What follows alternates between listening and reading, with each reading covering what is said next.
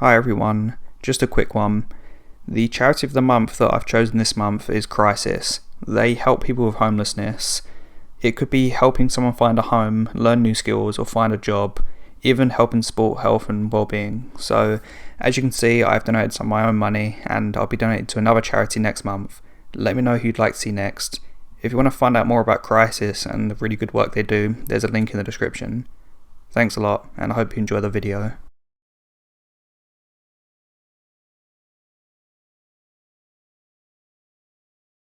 When I was in high school, my friends and I got really into exploring abandoned places. We used to research places along the east coast and drive during the summertime to check them and take cool pictures.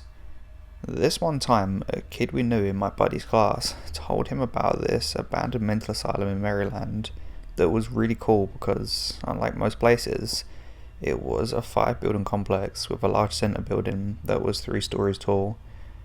I forgot the name, but if anyone knows what we're talking about, feel free to share. Naturally, this piqued our interest, so that weekend we told our parents we were going on a fishing trip to Maryland, and 6 of us road trip to see this place.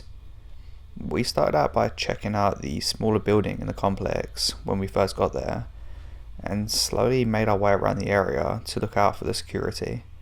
To give a sort of layout of the asylum, all of the buildings connected to each other, aside from the main building and the church that was behind it. So as we entered the first building, we decided to pull a Scooby-Doo and split up and cover more ground. I got paired with a kid in the group that didn't really want to be there to begin with, and we went down to the basement of the building. As we went down, I saw that there was a crude doorway near the staircase that was out of place from the other large hallways upstairs. I convinced the guy I was paired with to check it out on the condition that I went first. The layout of this room was like a ramp, so if you kept walking back, you will get closer to the ceiling and a lot darker. We had one flashlight, which I gave to my friend. I was using my phone flashlight. So as I walked in, I naturally got drawn to walk straight back while my buddy went to the left side instead. I remember saying to him as we were inside, "Damn, this place smells like shit." And when I turned around, the guy with speed walked towards me and says that we need to leave now.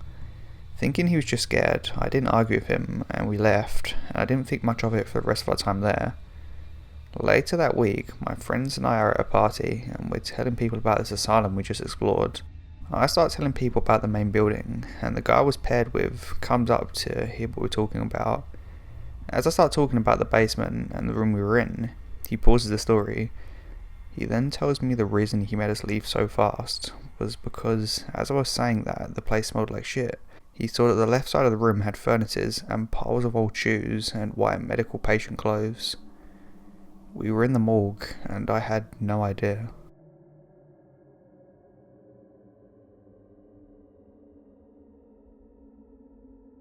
My grandfather has always been a superstitious man. He was born out west in upper Arizona, off of any city limits, not far from Antelope Canyon. When he was in his teens, his family moved to southern, rural Virginia to go live and help out with the family farm. The farm has been in our family for generations, since my ancestors came to America. They were promised a great sum of land if they were to help in battle. With this sum of land, they became one of the founding families in Blacksburg, VA, a small city in one of the southern Virginia's mountainous valleys. Though the majority of the original land had been sold to the city of Blacksburg, the farm still sits on the side of the mountain in a great forest, roughly 10 miles off the city limits. Growing up, my grandfather had told me many stories about his time in the woods as a young boy. He would tell me of human-like creatures that moved on all fours, but the second you noticed it was there, it would stand up and walk on its hind legs as if it had been doing that the whole time. He told me stories of graveyards that appeared during the day but vanished at night. He also told me of creatures coming up to the house and peering in windows, watching behind trees. He would explain cattle being slain at random times of the year with no explanation. There are no bears there, and there was no way coyotes could tear apart cows in that manner. He'd tell me of hearing voices of his wife, his son, his mother coming from the woods when he was working with cattle, although there was never anyone there. My father tells my grandfather knows more than what he's telling, but it scares him to talk about. He could never tell us exactly what the creatures were, just that they were there, and never go into the woods alone. He told me he had been stalked by creatures that came in different forms his whole life. I believed all of this to be an old man's tale until recently. I'm 18 now and female. I live with my parents in Midwestern North Carolina. However, I'm moving to the rural North Carolina Appalachian Mountains now. I'm not a religious person, but I do believe in the paranormal. I consider myself to be a spiritual person. I'm interested in differing energy, bonding with animals, crystals, and manifestation. Through my spiritual journey, I have only dealt with good energy, up until recently. Last month, I was sitting in the car with a few of my friends. I had come home from college to hang out with my hometown friends. It was about 11 PM, and we were sitting in a parking lot along the woods with the car completely off, just talking. We went silent for a bit. Suddenly, I became overwhelmed by a sense of heaviness. I was uneasy. I scanned the tree line, and that's when I saw them. Two animals. They looked like dogs. They were both standing very still and looking at us. I asked my friends if they saw them too. No one else could see them. After 10 minutes of trying to point them out, I gave up, but the dogs kept watching. Other things like this have occurred too. One time I was riding in the car down a desolate wooded road at night with one of my guy friends. All of a sudden, I saw a person in the headlights walking across the road, as if it couldn't see us coming down. I yelled for my friend to watch out, but he told me no one was there.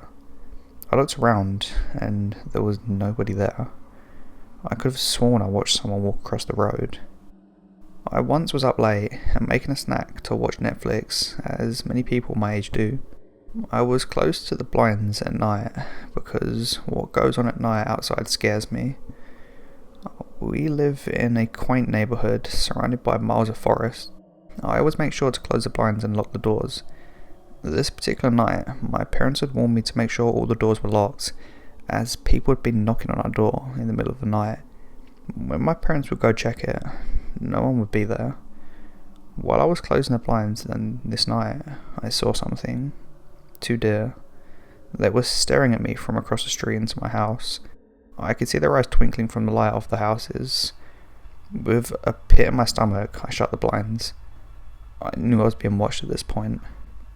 I've started wearing an amethyst necklace to bring protection. I wondered if my manifestations had brought about negative energy, but I had never been manifesting negative things or stripping people away from their free will. Mostly I'd been manifesting that I'd be able to transfer out of my current school and be able to go to school in the North Carolina mountains. This came true, and Thursday I'll move to my new school. I'm worried that whatever tormented and followed my grandfather for so long is now following me. I'm not sure what to do and how I'll protect myself from it. I'm not sure how others aren't able to see the things I've been seeing. Please, if you have any advice, help me out.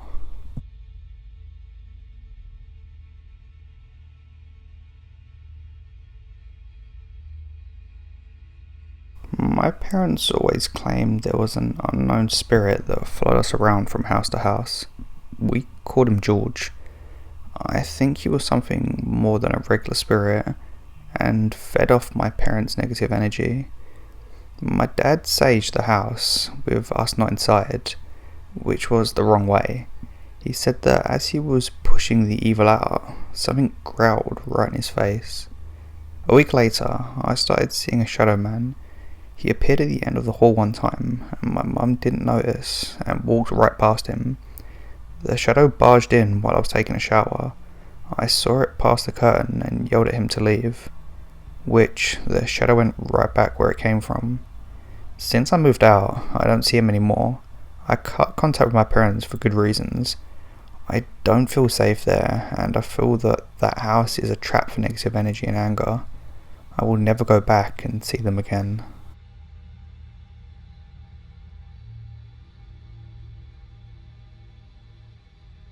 I grew up in a suburb right outside of Montreal in Quebec. Most of the homes in this particular area were built in the 50s and 60s. There was this house, number 217, that my mum always admired. She knew the owners and would help the lady carry her groceries home. 20 years later, this house went up for sale, and my mother begged my father to put an offer in. They had just experienced a large financial loss, and my dad wasn't ready to buy another home. However, to please my mother, he provided an offer that he could afford. This offer was way below what they were asking, yet the offer was accepted without question. The house at this time had been owned by the previous couple's son. I was 9 and my sister was 6 when we moved into 217. My parents owned the home for 22 years, in which the only comfortable years were the last 7. To say the house was haunted is an understatement. So much so, we rarely speak of it today. People always question how people stay in homes like this, but my parents struggled a lot during this time, so a move was not possible and not affordable. There are many stories, but the one I'm going to tell you is about the one that completely flipped my mum out and had her demand my father to help her find someone to rid them. Typing the story so many years later is actually giving me a chill and making me feel uncomfortable. My bedroom was the most active. It was at the back of the house and it had a huge window. One night, I was exceptionally frightened to go to sleep. My mum said that she'd stay with me that night, as she could see I was visibly shaken. Mind you, I was over 20, so not a little girl. There had been nightly occurrences, and I was done. That night I had a dream. In the dream, it was a super still winter morning. The sun wasn't up yet, and I could hear the wind. I was at a bus stop, and there was a group of about a dozen people standing behind me in a perfect semicircle. Everyone was fully covered, faces as well, with scarves and gloves, so I couldn't see their faces. So I wondered if the reason I couldn't see their faces was because I wasn't wearing my glasses. I reached into my pocket and pulled them out. Suddenly, there was an elderly man in front of me. He grabbed both sides of my glasses with these super thick brown leather gloves and helped me slip them onto my face. I believe he spoke too, but it's been close to 30 years now, so I've forgotten that part. Before I could focus in my glasses, I woke up.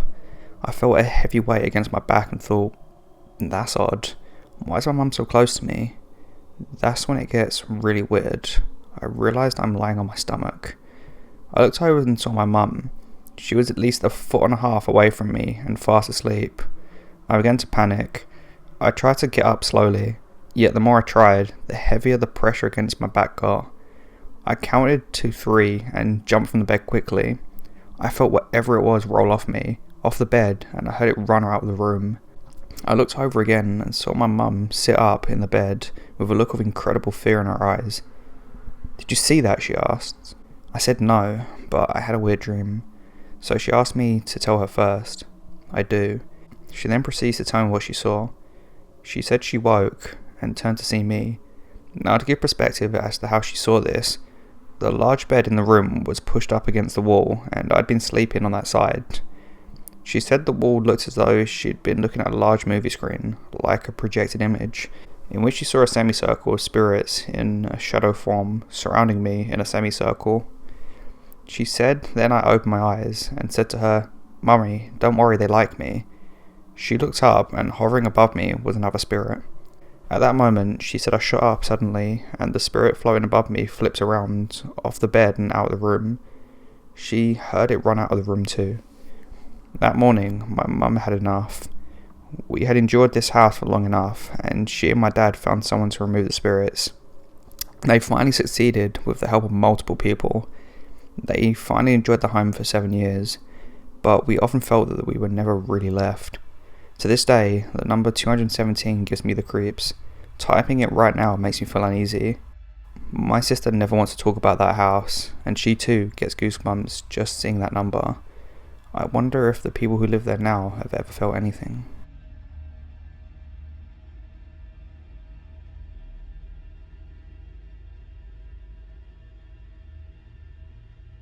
These events happened 4 years ago.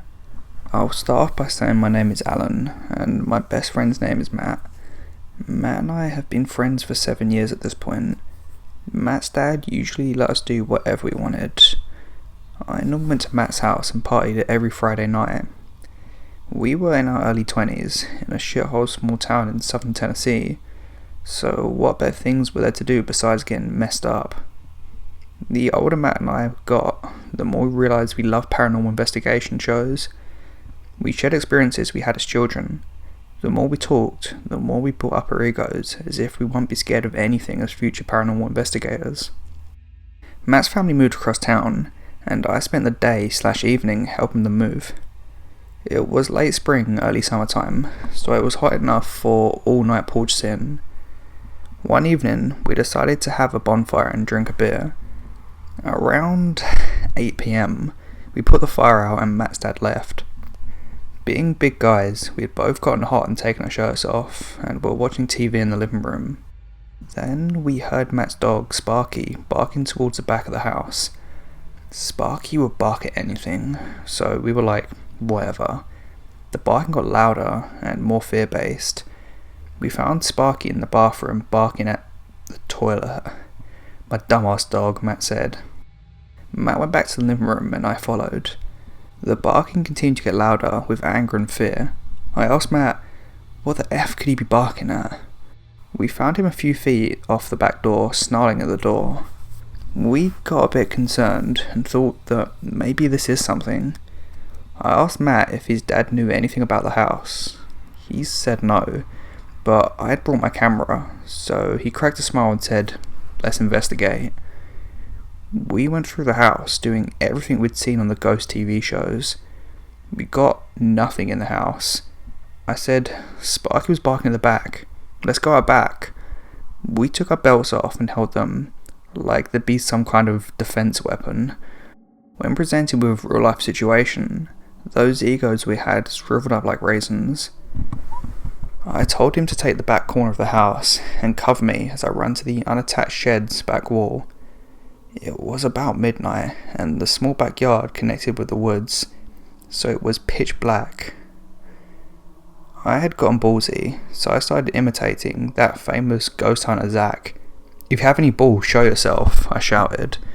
I then proceeded to say, "Don't be a pussy." No sooner than those words left my lips, I felt a presence come up on me. It hit me with a force hard enough to knock my 6'4", 400-pound ass 10 feet back. At this point, Matt had already took off running. I jumped up and looked behind me.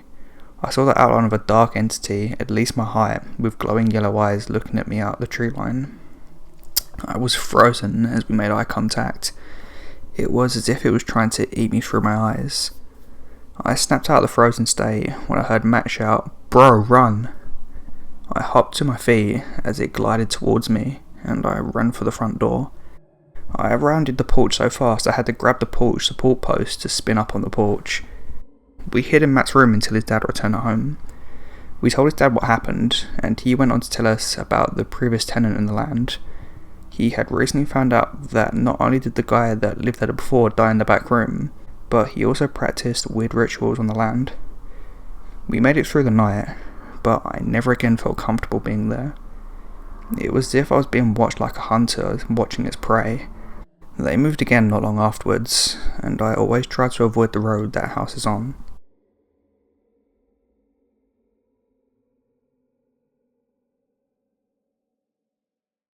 Hello everyone, this is the part of the video where there's no more stories. So if you're only here for stories, then there's plenty more stories on my channel, and there's also lots of better channels than mine out there that narrate stories. So yeah, so from here on out I'm just going to be talking, which is what I do at the end of these videos. But for everyone who knows that, how are you doing? What you guys been up to? I really like it when you guys tell me what you do in the comments, because otherwise I'm just talking to myself, aren't I? So it is nice to hear what you guys get up to. For me, I've just been... What have I been doing? Have I even uploaded since Christmas? I must have done. Have I? I must have. I don't know. But yeah, I've been trying to find different kind of stories to narrate on this channel. And I've found the stories the last couple of videos a little bit more interesting and engaging. I don't know if you guys have too, so let me know if you prefer the old style of it or the new ones. But I kind of like these ones at the moment. They're a bit more like a bit more out there kind of stories, you know, and they're not as I mean, I think all the stories in this channel are scary in their own way, but I think these are a bit more outwardly scary. So let me know what you guys think. I need to stop fiddling with things. Do you guys do this as well? I always need to fiddle with something. I need to chew or fiddle with something. I hate just sitting still doing nothing. This is why I find recording quite difficult sometimes. I hate just sitting in one spot for ages doing something. I'd rather be on my feet or doing something. I don't know. But yeah, also, the other thing I would say is on my last video I had a female narrator, and you guys are really nice about her and seemed to enjoy what she did, and that's my girlfriend. So she wanted to have a go at narrating a story, so I said she could. So I gave her a small story to narrate, and every comment on her narration was nice, so thank you. She appreciated that because she kept looking at the comments and they were really nice. So yeah, thanks for that. So if you guys would like to see her on the channel again, then let me know, because as much as it's my channel, at the same time it's your channel as well, because you know, you sort of can determine what I upload and, you know, who's on the channel and who isn't, you know. So let me know what you guys think. I would like to have her back on the channel anyway, and I think I will. I mean, regardless, I will. I'll be in trouble. No, I won't. But no, I'll have her back on because you guys seem to enjoy it and she wants to. So yeah. What else was I going to say? You know, I don't really prepare what I'm going to say in these. Obviously, I don't prepare what I'm going to say here because I just chat load of waffle. But actually, this is what I've been trying to get up to recently. I've been trying to make an effort. Here we go. It's like the story of my life, the old chestnut. Trying to be healthy. And like I say this, and sitting right next to me, I've got some chocolate digestives. So it's going well so far. But no, I'm basically trying to be healthy, because there's no better feeling when you actually feel healthy, is there? You know, when you feel like you're, and I know obviously you want to look good, that's one reason for exercising anyway, but like just to feel good as well. Like I love the feeling of like going for a run, like running like a 5k or something. I always run at night, which I suppose is a bit dodgy, but I just don't like encountering people, so I just run at night at like quite late. So I probably should stop that, because I don't necessarily live in the greatest area.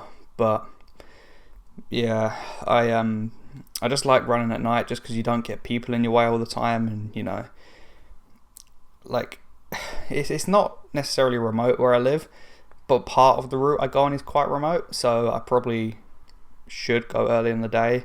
The problem is though, it gets dark at like 3 o'clock at the moment, so it's like, unless you can go really early in the day, you pretty much have to go when it's dark regardless. I hate it when it's dark really early. Like sometimes it's alright, but then other times it's just a bit of a drag, isn't it? Like you feel like if you go to work as well, you feel like you wake up when it's dark, you come home when it's dark, you feel like a nocturnal animal. So it's like, you know, it's just not nice, is it? I like summer when it's like, I mean, it's never that hot in England. So in the summer we do get some really hot days, to be fair, but we don't get many of them. I just like it when it's like light later on in the day, like when it starts to get dark at like 9-10 o'clock at night. Whereas at the moment, like literally it's like pitch black at like 4 o'clock in the afternoon. It's just crap. But yeah, so that's what I'm trying to do. I'm trying to be healthy and exercise. Let me know what you guys do for like fitness stuff. Like how do you guys keep track of it and keep motivated and keep doing it? Like, do you do home workouts? Do you measure your calories? Do you measure your workouts on something, your weight?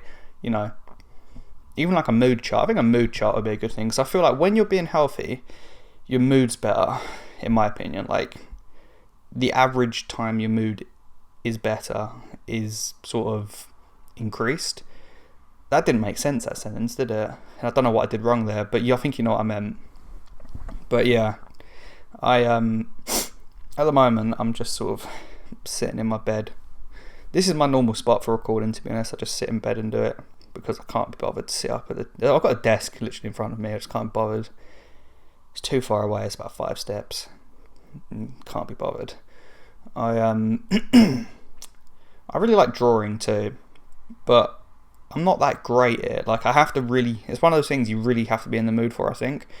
And as much as I want to draw, sometimes I just can't be asked. So it's like, and it really helps, like, mentally, makes you feel good as well. Like, this is the thing I'm trying to do, is like find things that sort of help mentally, because otherwise it's like you sort of, especially when you've got a bit of free time on your hands, you can't really I'm getting called for some reason.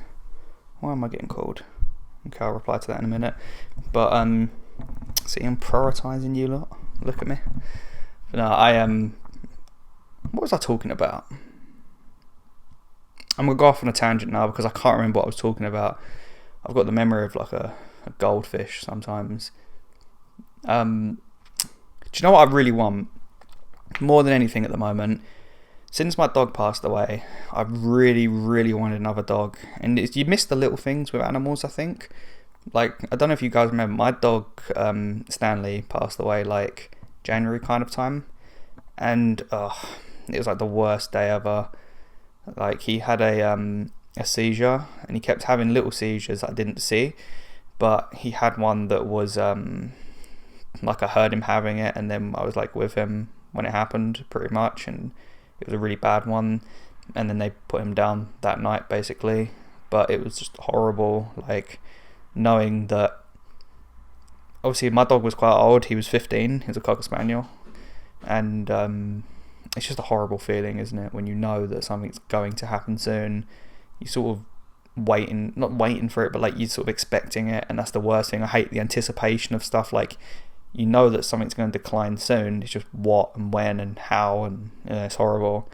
But so I feel really bad, for anyone that's lost a pet at all recently or whatever. Like, I know how you feel right now. It's horrible. It's like an awful feeling. It's like literally are like a part of your family for like years and years and years, and they're better than people, animals, aren't they? Like, in all honesty, I prefer, I not even, don't even mean it in a cringy way, genuinely I prefer animals to humans. I just think they're just really loyal and trusting, and they're just good companions, aren't they?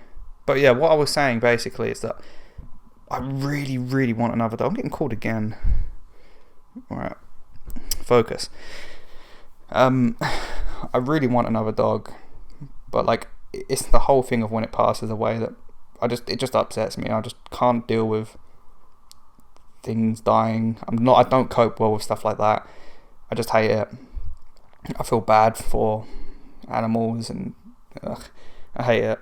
But I really want another dog. I don't know what sort of dog I'd want. I like most dogs, to be honest. I really want I saw a really cute Labrador the other day. I'd love a Labrador. But the thing as well is I would get a rescued one, I think, because it's just one of those things where I feel like, I feel bad for the animals that haven't had a decent home and have been like badly treated through breeding or whatever. I know you probably get good breeders out there as well, but like, you just hear a lot of bad things about dog breeders, don't you? And like, when they're just purely there to make money and they get treated like crap, and it's horrible. But yeah, can you guys let me know what dogs you've got? So like, if you've got anything that's a bit different as well, let me know, and maybe even send me a picture of it on Instagram or Twitter or something, because I'd love to see it.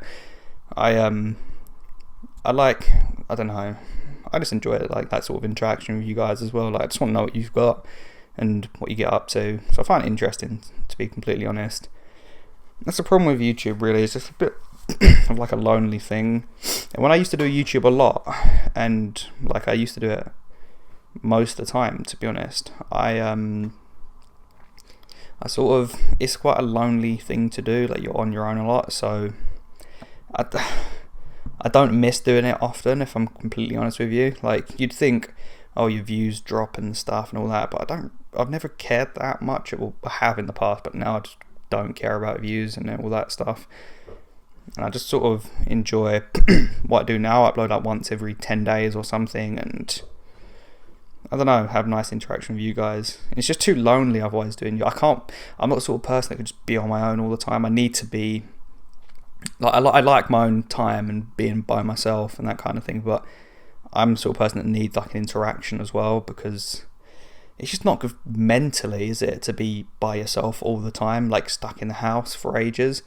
I think it's really good, important for people, as much as you can, to have interaction with other people and to get out as much as possible, because sitting inside is just, it's just, you're sort of sheltered from the world, aren't you? So I just don't like that, really. I just like being out. I'm a bit like a dog, really. It's like being outside. But yeah, what else was I going to tell you guys about? I feel like I had something. This always happens. Like, the second I want to say something to you guys, I'm like, oh yeah, I'll bring that up when I chat at the end of the video. Don't just instantly forget. It's like, as soon as I get a good idea in my head, it's just gone. It just goes instantly. But yeah. What was I going to make a video? Oh, I really want to make a video about the Tupac and Biggie murders. I think that would be really interesting, like the conspiracies and stuff behind it and that kind of thing. Just do my best to make a good video about that. Would you guys like to see that? I love murder mystery stuff. I find it really fascinating. Like, oh no, what's happened? Okay, something popped up on my screen. I hope you guys can still hear me. Why is it still saying this? I don't know, it keeps popping up with some weird thing. Okay, I hope you guys can still hear me, because if this is still going, I'm still talking. Right, I'm just going to keep going. Yeah, I'd really like to make a video on those murders. I find murder mysteries so interesting, like, especially unsolved murders. I really enjoy that sort of thing. There's also a podcast I listen to sometimes called, I think it's called Dark Histories or something, and that's a really good one. They talk about, like, it's like stuff that happened like hundreds of years ago, but it's like mysteries and that kind of thing, and murders and whatever else. It's just interesting. I just find all that stuff really fascinating. So I think that's one of the things I'd really like to cover sort of things like that too. I think I'd really enjoy that, and I hope you guys would like that as well. What else is I going to talk to you about? That's pretty much what I say, everything. I always forget what I'm actually going to talk to you guys about. Do you guys even listen to this point? Let me know if you listen to this point. If you're here right now, thank you. It's a start. But what makes you want to listen to this? Because I am literally just rambling. I sort of just enjoy it, like, just talking to you a lot. Like, I would prefer just to make a video. I think I've said this before as well. I'm pretty like a broken record, really. But I'd prefer to sort of just talk to you guys like this rather than make the actual horror video. I think I'd like to just sit here and talk, but obviously I can't. I can't really do that, can I? It'd be a bit boring.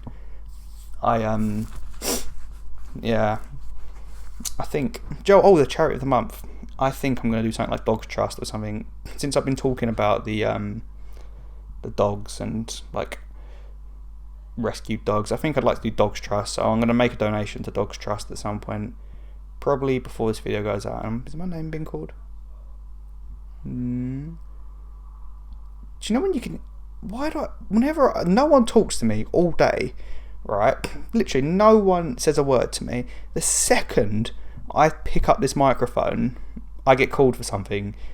It's like they just wait. There must be a sensor on this thing, because the second my ass touches this bed and I turn this microphone on, someone tries to talk to me, I'm always having to stop it and start it up again.